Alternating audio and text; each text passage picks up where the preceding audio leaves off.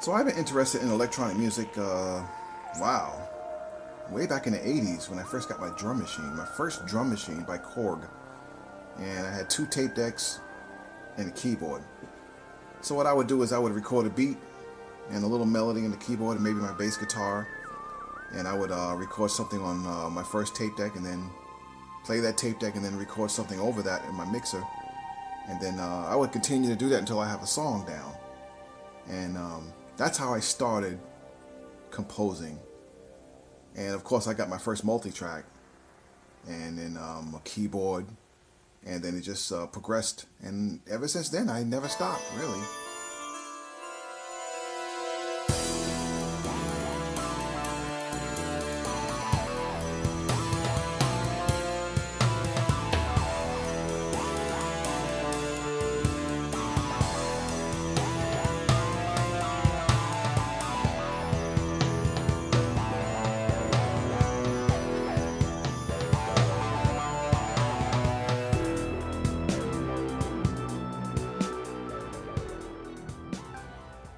I've been using sequencers ever since I can remember. I remember back in the 80s, my first drum machine was a Korg, and I was just sequencing beats.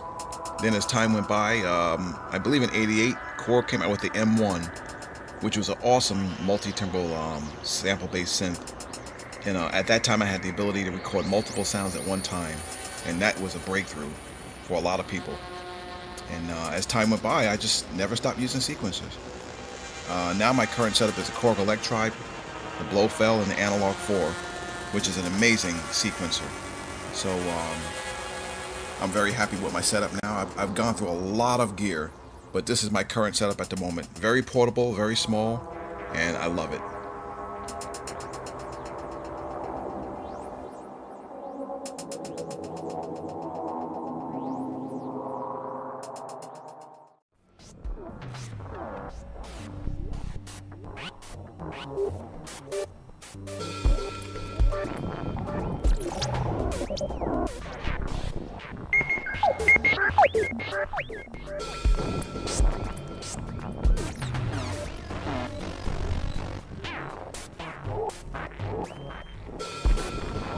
Turning on the power button and hitting that record button is something, it's just something we have to do.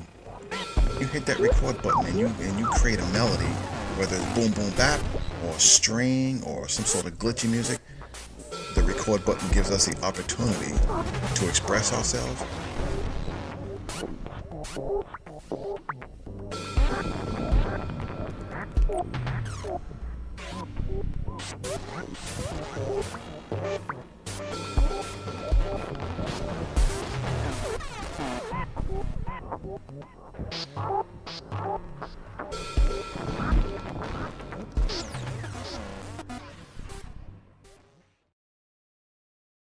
Lately I've been into this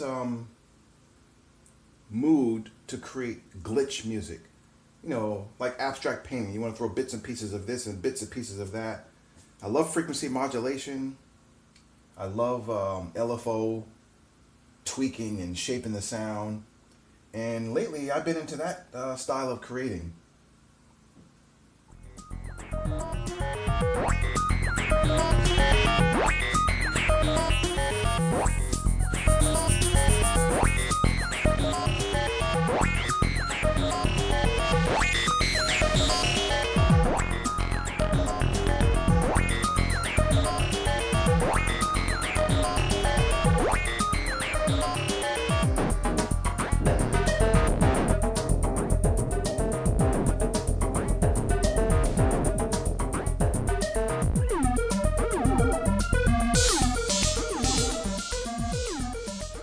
There's a war going on inside of these analog synths, digital too, but I think the only way to successfully fight this war between the analog frequency, LFO modulations, the cutoff and resonance, and the amp/EG effects parameters is to attack, sustain, release the decay that exists between these parameters, and only then will we be able to successfully tweak our parameter knobs and create electronic music. Thank you.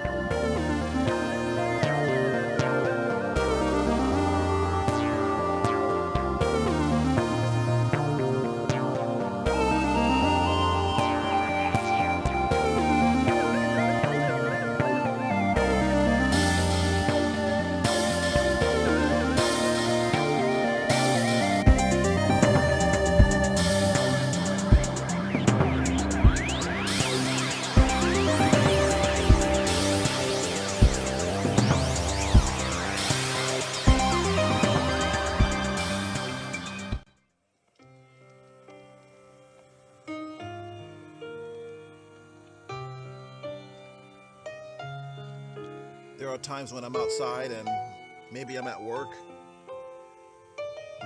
and I have this idea in my head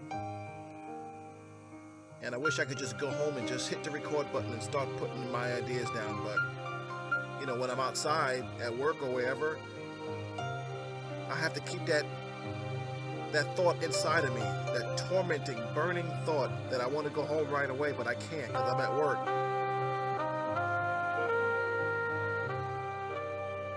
I remember looking at a movie, and it was a old school arcade room with pinball machines, foosball, and just those old school machines. And all of a sudden, I just put the movie on pause and I went to my musical gear and I started composing a song based on video games.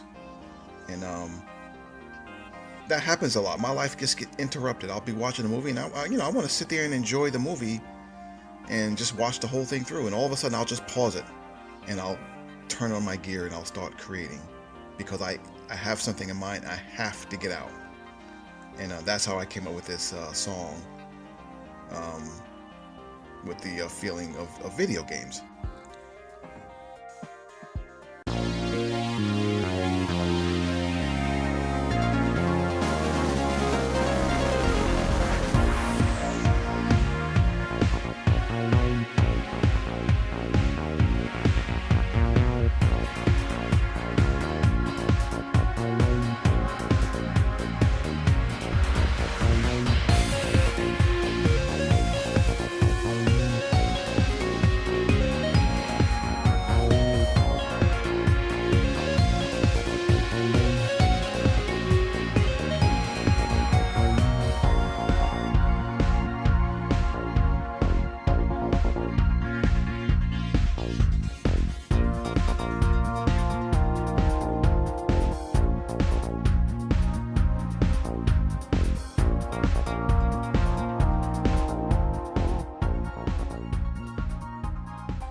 I always thought that, when you have a problem like drinking or smoking,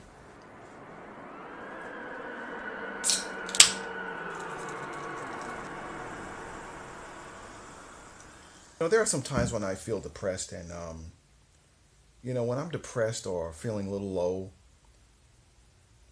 I like to do something. Where's my energy going? I can get up and, exercise, but I want to create something. I want to compose something.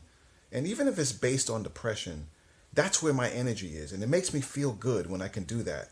And I listen to the final product, I'm like, wow. So this song is called Tribe Depression. All this was created on electronic music. No keyboards were used, just a drum machine and a couple of synth modules. And I created this based on the mood I was in at the time. And I was happy with the final product. Although, like I said, there's always something, once it's uploaded that you could have changed. But for the most part, I was happy with the way it came out. And this is an example of a type of song that you would do in a certain mood that you're in.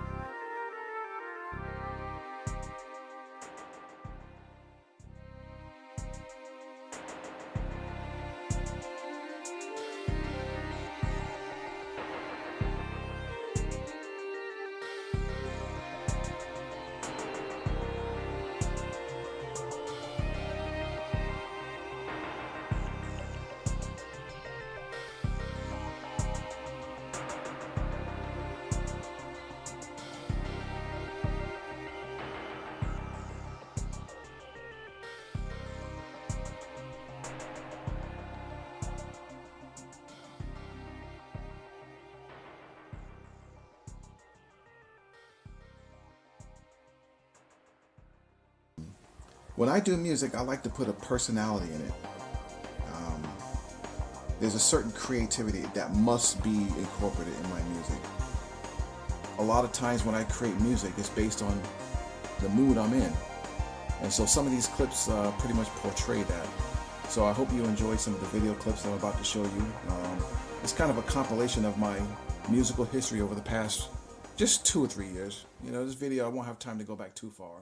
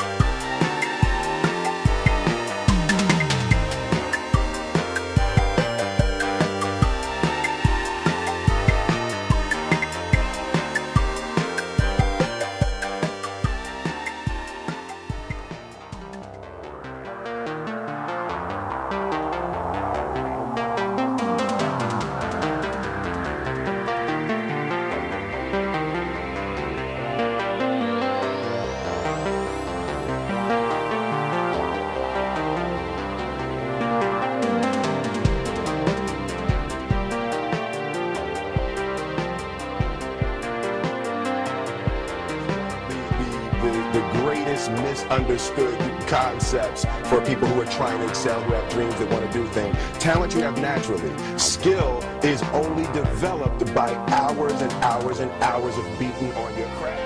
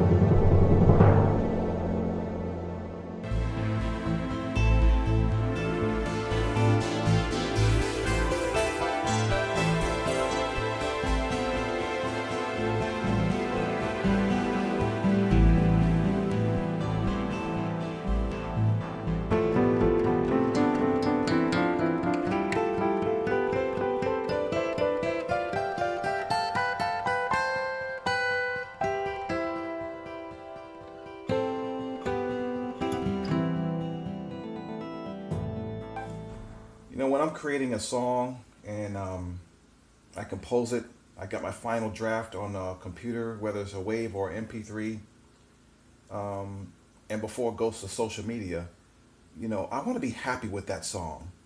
You know, you got to realize you are your first audience. And that's the kind of person I am. Before I publish something on social media, I want to be happy with what I created. That gives me a sense of accomplishment and I'm satisfied. So I really appreciate you guys, you know, taking the time to watch my video of my musical collective efforts the past couple of years. It was a lot of fun, you know, having different gear, you know, having keyboards and drum machines and sequencers and different synth modules. I fell into the trend of buying and selling, you know, reverb.com, eBay, gear sluts, and it was fun, I must say. I encourage you to continue to follow your dream, put personality into your music, and hopefully I'll continue to do this. The dream will never stop. So thank you again, and hey, get on that drum machine, get on that keyboard, and hit that record button, and go have some fun, guys. All right, take care.